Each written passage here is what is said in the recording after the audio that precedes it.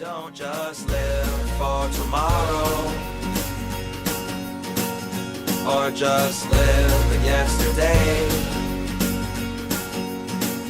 Just be glad for all you have that's in today. And though you've come through many obstacles. Hey everyone, Connie here, and welcome to my blind reaction to episode 5 of Centaurworld Season 2. And last time we had some interesting stuff. We revisited the mole tars and got to meet badger tars and prairie dog tars and whatnot. And apparently another Gerenuk tar as well, because we saw someone who we thought was Glendale, but ended up not being Glendale. So that was interesting. But now we go into the second half of the season, more or less. Because the final episode is still like the length of 3-4 episodes, so taking that into account, technically not the second half of the full runtime of season 2, but second half of the episode count, at least. I don't know what to expect exactly so far, but we'll just have to see.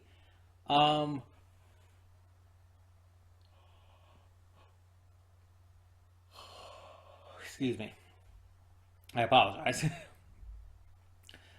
There have been a couple things I've noticed, though, so far this season. And that might change going into these next episodes, but one thing I've noticed for sure is that certain characters have definitely gotten much more screen time than the others, and more focus.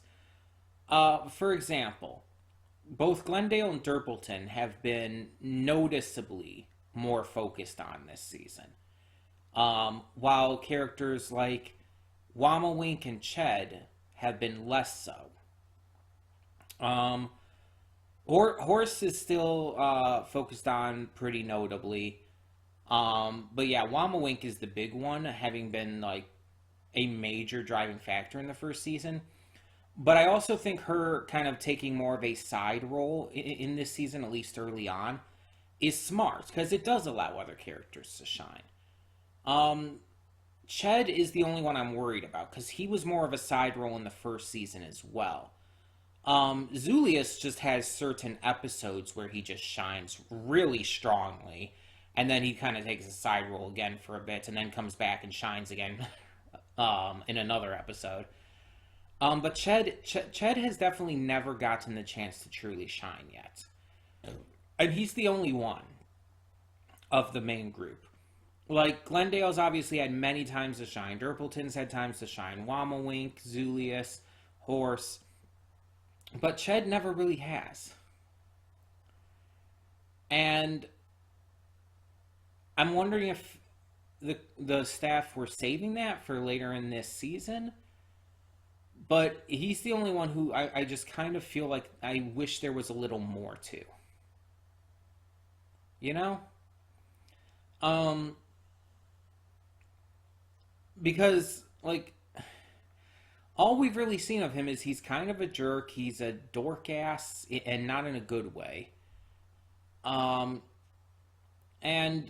the only bit of information we got on him, the only bit of development we really got on him was in the first episode of this season, where it just kind of brings up very briefly and doesn't really touch on it too much, that he has a history with the Centaur's trademark.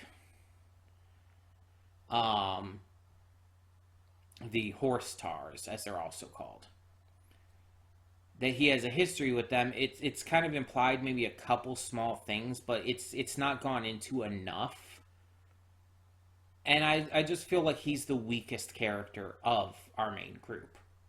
Like, honestly, at this point, I'm more connected to Stabby than I am to him.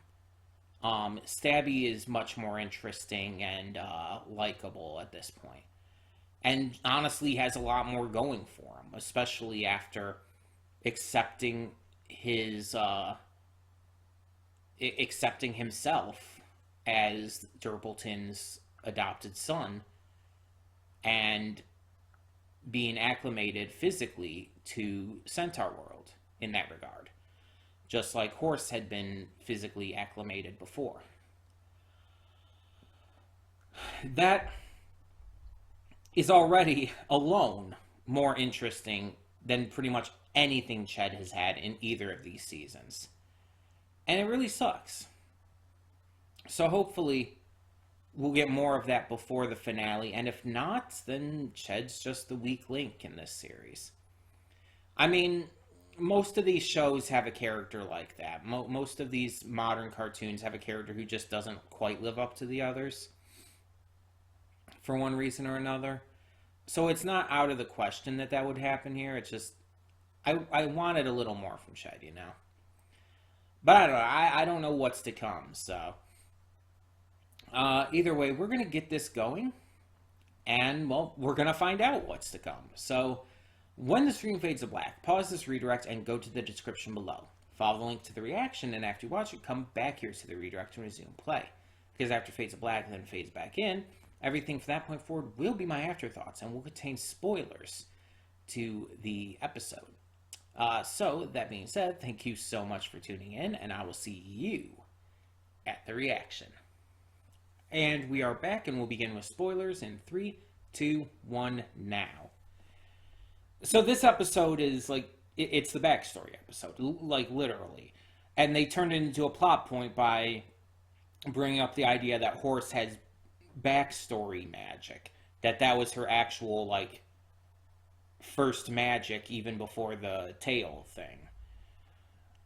And that it wasn't actually that the Tritar shamans put her into the backstory. They unlocked that power for her, for her or something. But in this, we get to explore the backstories through Horse, kind of invading their minds, which is addressed at the end, and she does apologize for it and everything, which is good. But yeah, it's definitely an invasion of privacy. It's definitely a problem. But it does, from a storytelling and character standpoint, allow us to learn more about these characters and kind of what made them into who they are today. And kind of everything is explained. Like with all of these characters. Even Ched, who I kind of mentioned in the pre-thoughts, I wanted to know more about. So it's like, that worked out well. The only character we don't find out more about in this episode is Zulius. And I'm a little disappointed by that, because it's like, instead we get more of Wamawink's backstory, and it's like, that's fine. But I want to know Zulius's, you know? And like I said in the reaction, maybe we'll find that out in another episode, but that's kind of the one big thing hanging off of this episode. They kind of made a joke out of it with having him, like, being the, outside of Wamawink, the only other one who was willing to let it happen, but instead it never actually happens with him. But let's talk about it. So, Wamawink's backstory, it's just the same we've seen before. The war orphan, and everything. This time, though, we get to see when she first starts to create her protective bubbles and everything. But otherwise, it's just pretty much everything we've seen before. So not too much to talk about. While chasing Ched around, Horse next goes into Glendale. And we find out actually quite a bit here. That Glendale's kleptomania isn't apparently really kleptomania at all.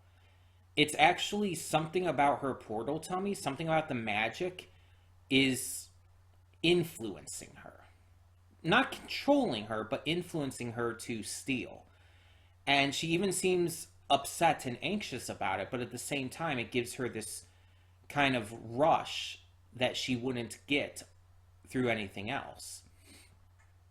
She's it's basically like her portal tummy is making her steal, it kind of as she puts it.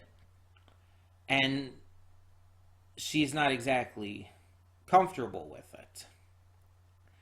Clearly, that changes as time goes on, but that's really interesting. We see Wamawink going to get her, and she's clearly the first member of the herd that Wamawink recruits, which is, fully acceptable. I mean, if you're going to have anyone be the first, Glendale's definitely the best choice. But yeah, it's really interesting. And at first she thought Wamawink was like a cop, basically. So she was trying to get rid of all the evidence in her portal tummy and run away. But then afterwards, she's just like, okay, back to normal. I have a helicopter. Wanna head out? After that, Horace does manage to get Ched next. And we see kind of what we had already learned about at the beginning of this season, that he was connected to the Horse-Tars and that he even lived there, which we kind of could have guessed. It wasn't really a big surprise or anything. It was well kind of built around. It just never directly said it. So we find out he lived there and he wanted to be like the Tulip Steppers. He idolized them. So the one time he actually leaves his birdhouse and goes out to try,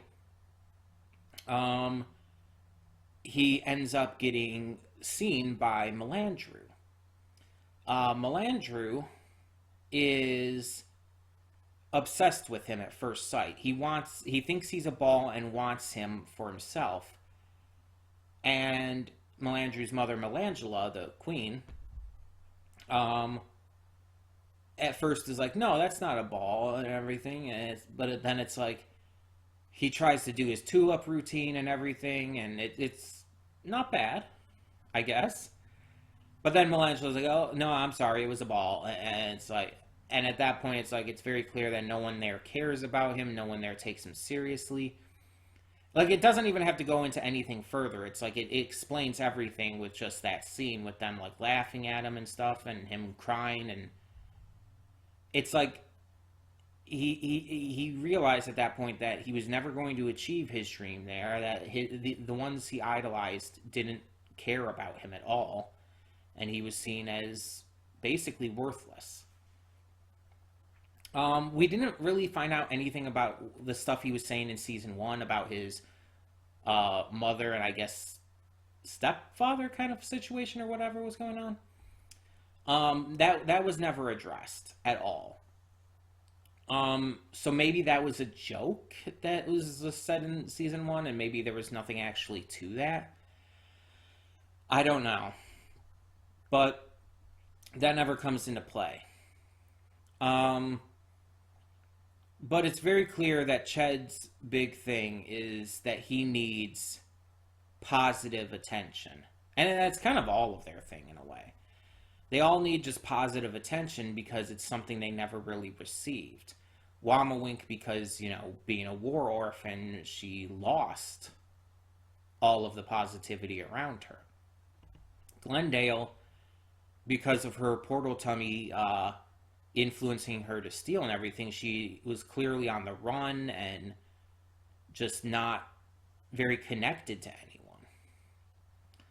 And with Ched, clearly because of what had happened there and how his heart was broken and all of his dreams were crushed. And then we go to Durpleton. And Durpleton's is the saddest by far. And the one that almost got me to cry. I held it in, but it very much almost got me to cry. Durpleton lived with his parents in like this Howl's Moving Castle kind of situation.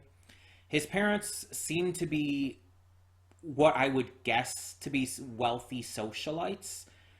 based on their outfits and everything, based on just the context clues around. They seemed like they were probably wealthy socialites or something similar. So Derpleton was a bit of a goofy child, a bit of a very talkative and very friendly child, and his parents didn't want that. They wanted him to shut up, to listen, to adhere to a certain decorum, to basically be seen and not heard and do everything to their specifications. In other words, they were abusive. It's no question, or at least his father was. His mother seemed more neglectful. Like, she seemed like she just didn't care and just wasn't going to give him any real attention. It was definitely more the father that was actively abusive, but neglect is still abuse. And it's fucking weird. It's just fucking weird having the mother voiced by Wendy Malick. Because, again, as I stated, I'm used to her playing good mothers. In The Emperor's New Groove, she's Pacha's wife, and they have 2 children, and she's fantastic. She's funny, she's sassy, she's lovable. She's an absolutely great mother to their children. Like, she's awesome.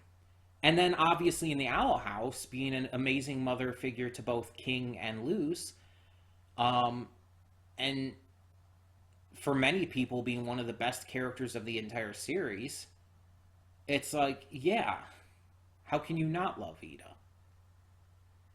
But then it's like, here, she's this neglectful, abusive mother to Derpleton, and it's just like, I can't really comprehend that. Mind you, it's only in, like, a segment of a single episode instead of, like, a continuous character, but still. We see it escalate as Derpleton's father, Tony Derpleton, because apparently their names are all, their last name is Derpleton, so Derpleton is literally Derpleton, which is this a Mario reference? Super Mario Bros. Movie? Mario, and Luigi Mario. But his father gets, like, sick of him and throws his box out the window. And Derpleton, of course, rushes out the door to get it. At which point, his father is basically like, fuck off. And he fucks off. Just abandoning Derpleton in the rain on the side of a muddy road. And it's just like, you really worked pretty hard here to make a character who is so absolutely despisable that he actually pisses me off more than characters like the Nowhere King or whatnot. Like, the Nowhere King is scary and everything, but he doesn't really, like, anger me exactly. And like, honestly, I'd rather have Comfortable Doug than him. And that's saying a fucking lot, considering how much I don't like Comfortable Doug. But honestly, yeah, I think Tony Derpleton is definitely much more of a hateable character. As much as I don't like Comfortable Doug, Derpleton's father is just so absolutely despisable in such a fresh new way for this series that it's just like, he's definitely bottom of the shitty barrel for me.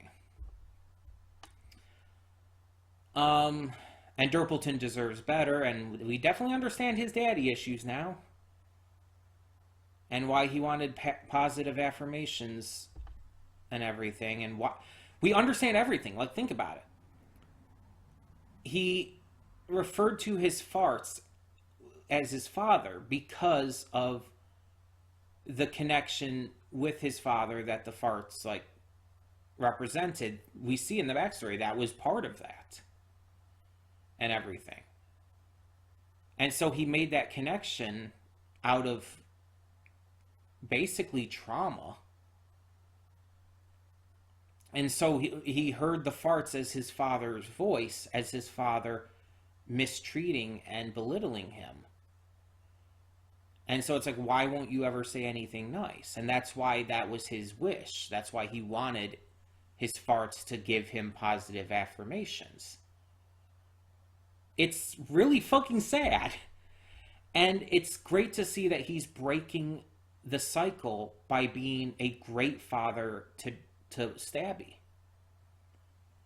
It's wonderful to see that he's choosing not to be like his own father, instead being very loving and protective of his son.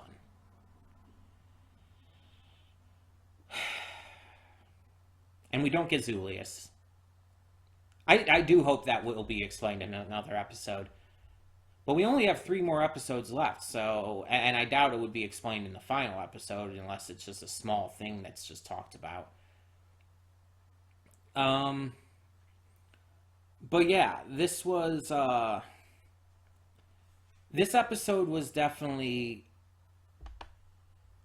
an emotional one. I definitely see this as being possibly a lot of people's favorite of the season, at least as of this point. And there's definitely a lot to appeal to me here, for sure. Obviously, sad backstories do it for me, so that's definitely always something I've really liked. I mean, I'm a fucking One Piece fan.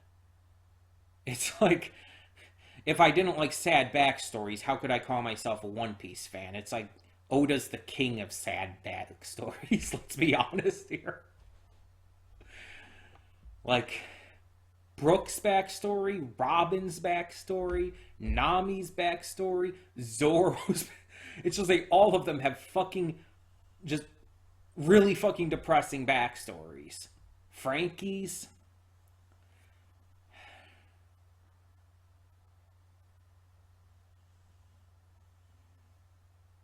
So it's like, yeah, obviously that's a notable plus for me. But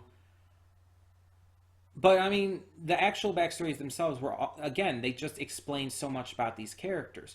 Why Ched is an asshole and why he is so untrusting of others.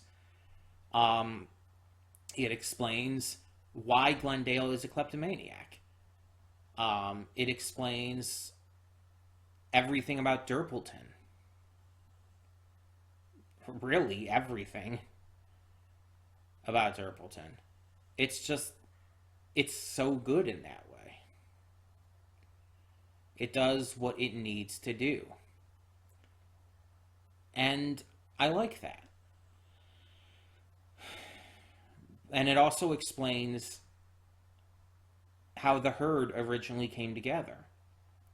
That Wamawink was just on the search for others after losing her own herd, because she wanted that sense of kinship again with someone.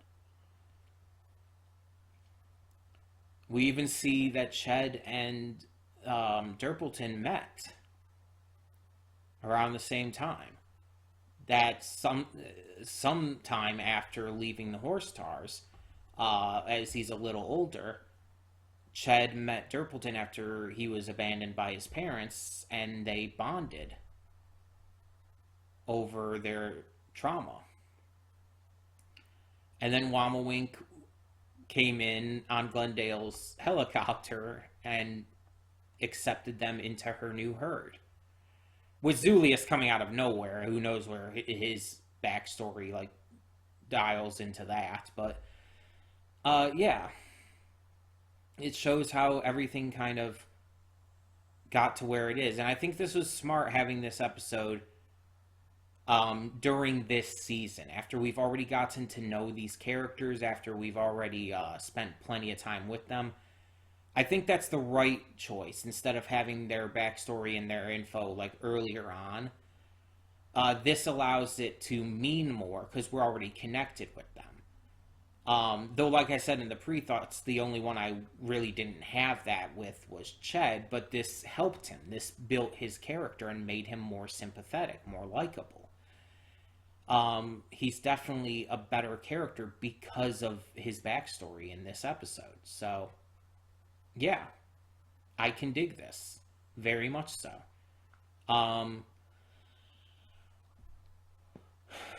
But, as always, I would love to hear your thoughts. So tell me in the comments below, what do you think of episode 5 of Centaurworld Season 2?